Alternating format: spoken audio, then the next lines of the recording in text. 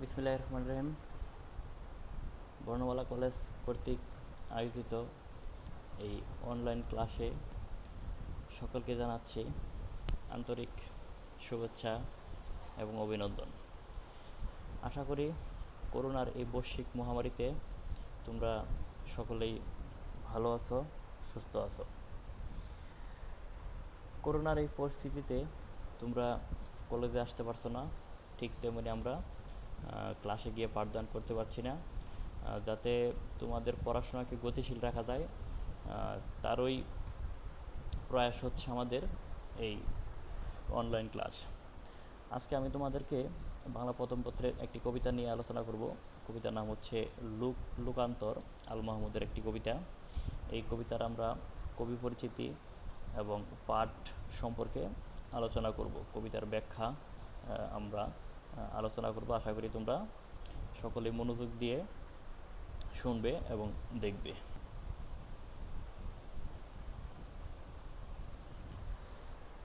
আল মাহমুদ বাংলা সাহিত্যের আধুনিক কবিদের একজন। তিনি বাংলা সাহিত্যে কাব্য রচনা করে একটি বিশেষ স্থান তিনি দখল করে আছেন। আল মাহমুদ 1936 খ্রিস্টাব্দে 11 জুলাই ব্রাহ্মণবাড়িয়া জেলার মুরাইল গ্রামে তিনি জন্মগ্রহণ করে। তার প্রকৃত নাম হচ্ছে মীর আব্দুস শুকুর আল মাহমুদ। তিনি আল মাহমুদ নামে অধিক পরিচিত। তার পিতার নাম হচ্ছে আব্দুর রব মীর, মাতার নাম রওশনারা মীর। তিনি সাংবাদিকতায় পেশায় নিয়োজিত ছিলেন। বিশেষ করে বাংলা সাহিত্যের প্রত্যেক কবি সাহিত্যিক কোনো না কোনো পেশায় নিয়োজিত। কেউ শিক্ষকতা পেশা, কেউ সাংবাদিকতা, কেউ অন্য অন্য পেশায় জড়িত থাকে। এই প্রশ্নগুলো পরীক্ষায় অনেক থাকে, তোমরা মনে রাখার চেষ্টা করবে। তিনি দৈনিক গণকণ্ঠ, দৈনিক কর্ণফুলী পত্রিকার সম্পাদক ছিলেন। তিনি বাংলা শিল্পকলা একাডেমিতে যোগদান করেন এবং পরিচালক পদ থেকে তিনি অবসর গ্রহণ করেন। এখানে আল মাহমুদ বেশ কয়েকটি কাব্যগ্রন্থ রচনা করেছেন। তার উল্লেখযোগ্য কাব্যগ্রন্থগুলো হচ্ছে লোকান্তর, কালের কলস, সোনালী কাবিন, মায়াবী পর্দা দুলে ওঠো, অদৃষ্টবাদীদের রান্নাবান্না। এগুলো হচ্ছে তার বিখ্যাত কাব্যগ্রন্থ। এছাড়াও তিনি বেশ কয়েকটি উপন্যাস রচনা করেছেন। ডাহুকি, কবি ও কোলাহল, এগুলো হচ্ছে তার উল্লেখযোগ্য উপন্যাস। এছাড়াও তিনি কিছু শিশুতোষ গ্রন্থ রচনা করেছেন, পাখির কাছে, ফুলের কাছে। এছাড়াও বেশ কয়েকটি ছোট গল্প তিনি রচনা করেছেন। পানকুড়ির রক্ত, সৌরভের কাছে, পরাজিত। তিনি বাংলা একাডেমি পুরস্কার, 21 পদক পুরস্কারে তিনি ভূষিত হন। তোমরা দেখবে বিভিন্ন কবি সাহিত্যিক যারা আছে তারা কোনো না কোনো পুরস্কারপ্রাপ্ত। এই কে কোন পুরস্কারপ্রাপ্ত এগুলো তোমরা মনে রাখার চেষ্টা। এই ছিল মোটামুটি আল মাহমুদ সম্পর্কে তার তথ্য। তোমরা বিশেষ করে সবচেয়ে গুরুত্বপূর্ণ যে তথ্যগুলো তোমরা মনে রাখবে, কবি পরিচিতি থেকে কবির জন্মসাল, মৃত্যুসাল, তার উল্লেখযোগ্য কাব্যগ্রন্থ, তিনি কোন পত্রিকা কিংবা কোন পেশায় তিনি নিয়োজিত আছেন, তার ছদ্মনাম, কোনো ছদ্মনামে তিনি লিখেন কিনা, কোনো পুরস্কারপ্রাপ্ত কিনা, তার উল্লেখযোগ্য কাব্যগ্রন্থ, এগুলো তোমরা মনে রাখার চেষ্টা করবে কবি পরিচিতি থেকে। এখন আমরা কবিতার ব্যাখ্যা করার চেষ্টা করব। আশা করি তোমরা মনোযোগ দিয়ে শুনবে।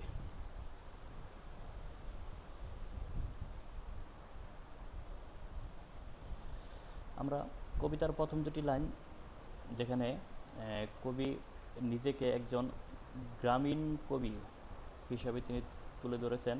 আমরা আল মাহমুদের কবিতায় একটু লক্ষ্য করলেই দেখতে পাবো তিনি গ্রামীণ জীবনকে, গ্রামীণ রূপ বৈচিত্র্যকে তিনি সবচেয়ে বেশি প্রাধান্য দিয়েছেন। বিশেষ করে গ্রামীণ মানুষের লোকায়ত, চিরায়ত যে সৌন্দর্য, এই সৌন্দর্যকে তিনি তার কবিতার মাধ্যমে তিনি তুলে ধরেছেন।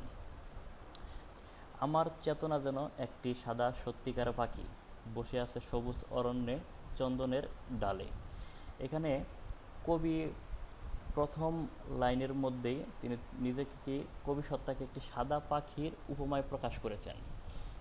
কেননা সবুজ বনের এক চন্দনের ডালে বসে আছে। এখানে কবি তার গ্রামীণ রূপবৈচিত্র্যকেই, যে গ্রামীণ সত্তাকেই তিনি তার এই প্রথম লাইনটিতে নিজেকে গ্রামীণ চিরায়ত বাংলার কবি হিসেবে তিনি সবার সামনে তুলে ধরেছেন।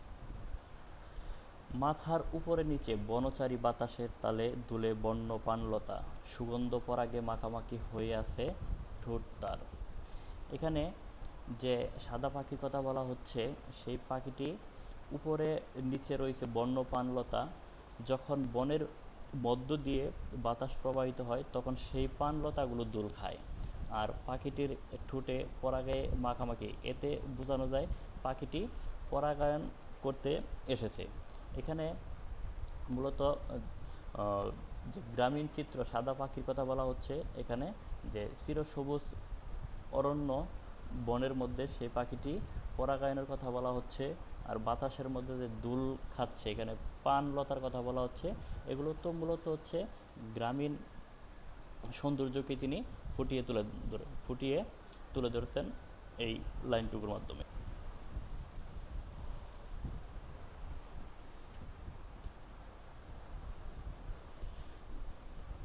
আর দুটি চোখের কোটরে কাটা সুবারির রং, পা সবুজ, নখ তীব্র লাল, যেন তার তন্ত্রে মন্ত্রে ভরে আছে চন্দনের ডাল। এই লাইনটুকু দ্বারা কবি বোঝাতে চেয়েছেন গ্রাম বাংলার অস্তিত্ব জুড়ে চিরায়িত গ্রাম বাংলার প্রতিছবি, তার কাব্যিক দৃষ্টিতে কাটা সুবারির রং। এখানে কবি একটি পাখির কথা বলছেন, যার হচ্ছে পা সবুজ, নখ তীব্র লাল। এটা কবি বলতে এখানে কোনো পাখিকে বোঝাচ্ছে না, মূলত এখানে তিনি বোঝাতে চেয়েছেন আমাদের এই চির সবুজ বাংলা রূপময় বৈচিত্র্য বাংলাদেশকে। বিশেষ করে আমাদের লাল সবুজের পতাকায় যেখানে লাল এবং সবুজের মিশ্রণ রয়েছে, ঠিক তেমনি এই পাখির কথা বলা হচ্ছে। এই পাখি বলতে কবি বাংলাদেশকেই বোঝাতে চেয়েছেন।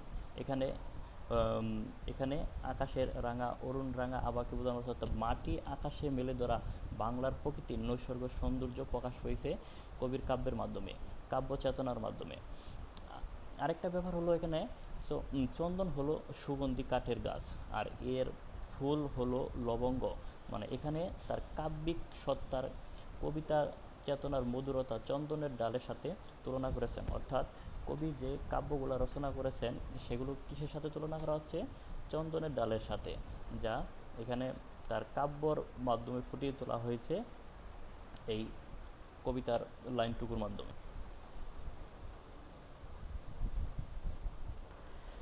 চোখ যে রাখতে নারী এত বন্য জুপের উপরে, তাকাতে পারি না আমি রূপে যেন তার এত ভয়।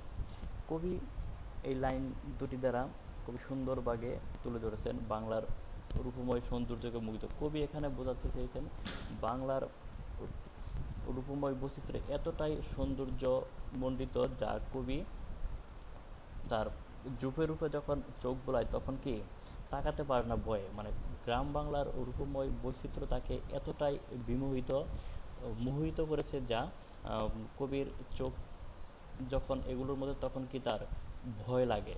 এই ভয় সেই ভয় নয়, এখানে মূলত কি বাংলার রূপময় সৌন্দর্য তাকে বিস্মিত করেছে, বিমোহিত করেছে। কবি যেন তাকাতে পারে না যুগের উপর থাকা পাখিটির দিকে, তার রূপ যেন তাক লাগিয়ে দিয়েছে কবিকে।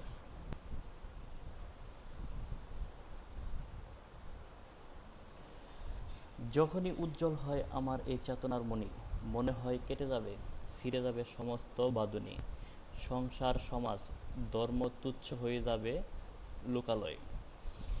কবি এখানে এই লাইনটুকু দ্বারা বোঝাতে চেয়েছেন সৃষ্টির প্রেরণা হিসেবে কবি চিরকালই উদ্বুদ্ধ হন। উজ্জ্বল হয় তার চেতনার মণি। পৃথিবীর কোনো বিধান, ধর্মীয় নিয়মকানুন বা লোকালয়, কোনো বিধিবিধান বা ধর্মীয় নিয়মকানুন বা লোকালয় তাকে দমিয়ে রাখতে পারবে না। তখন সব কিছুই তুচ্ছ হয়ে যাবে। কবির কাছে একমাত্র সত্য হয়ে উঠবে চেতনার জগৎ, যে জগতে তিনি গড়ে তোলেন শব্দ দিয়ে। এখানে তিনি সুগভীর বিচ্ছিন্নতা বোধকে কবিকে আহত করে। মূলত এখানে কবি মানুষের সাথে যে একাত্মতা, এখানে ধর্ম সংসার, এখানে ধর্মর কথা বলা হচ্ছে, সমস্ত বাঁধনি, সমাজ সংসার তুচ্ছ হয়ে যাবে লোকালয়ে। লোকালয় হচ্ছে এখানে সব কিছু, যেখানে লোকালয় হচ্ছে যেখানে লোকজনের বসবাস, যেখানে মানুষের মধ্যে যে মানুষ প্রকৃতিকে সুন্দরভাবে উপভোগ করতে পারে, ঠিক তেমনি তার কাব্যের চেতনা আর কি, এই সকল মানুষের কথা তিনি তুলে ধরেছেন তার কবিতার মাধ্যমে।